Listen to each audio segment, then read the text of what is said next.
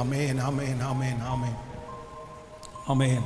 So உங்களுக்கு இந்த 40 உங்களுக்கு இன்னும் ஆண்டவருடைய வருகை தாமதிக்கும்னா, நீங்கள் நிறைய பேர் 100 இயர்ஸ் வரைக்கும் கூட நம்முடைய ஹெல்த்தை நல்லா கான்சன்ட்ரேட் பண்ணுனா, நல்லா நம்முடைய உடம்பை அது சில வியாதிகளை அனுமதிச்சா நம்ம ஒன்றும் பண்ண முடியாது, அது நம்முடைய கண்ட்ரோலில் இல்லை.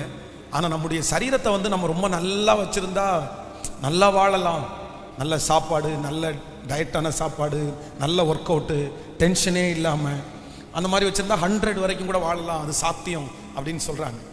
சரி, அது சாத்தியமே இல்லை. ஒருவேளை ஆண்டவருடைய வருகை தாமதிச்சா ஒரு 85-90 போடுவோம்.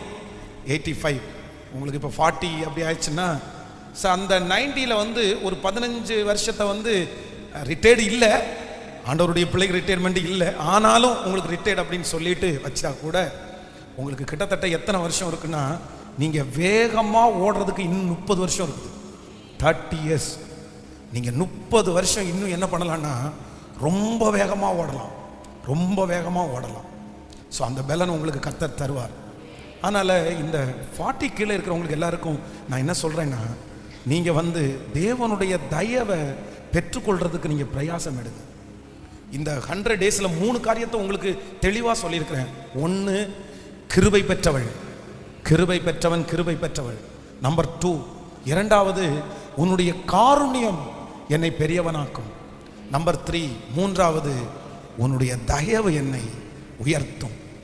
இது 3மே தகுதியே இல்லாதவங்களுக்கு கொடுக்கறது தான். இது 3மே இல்லாதவங்களுக்கு கொடுக்கறது தான். நான் நம்புறேன் இந்த 100 நாட்களில் நீங்கள் அத்தனை பேரும் இதை பெற்றுக்கொள்ளணும். எப்போ கிடைக்கும் அப்படின்னா, அவருடைய தயவை நீங்கள் வாஞ்சிச்சு அவருடைய பாதத்தில் நீங்கள் உட்காரணும். ஆண்டவரே, நீங்கள் சிலருக்கு அவிசுவாசம் கூட இருக்கலாம், சிலருக்கு ஃபெய்த் இன்னும் வராமல் இருக்கலாம். ஆனால் நீங்கள் உட்கார உட்கார, பாட பாட பாட, ஜெபிக்க ஜெபிக்க ஜெபிக்க, அந்த அற்புதத்தை உங்கள் கண்ணால் பார்க்க பார்க்க பார்க்க உங்களை அறியாமலே அந்த கர்த்தர் மேலே இருக்கிற பற்றுதல் உங்களுக்கு வந்துடும். அதனால் ஸோ நாளைக்கு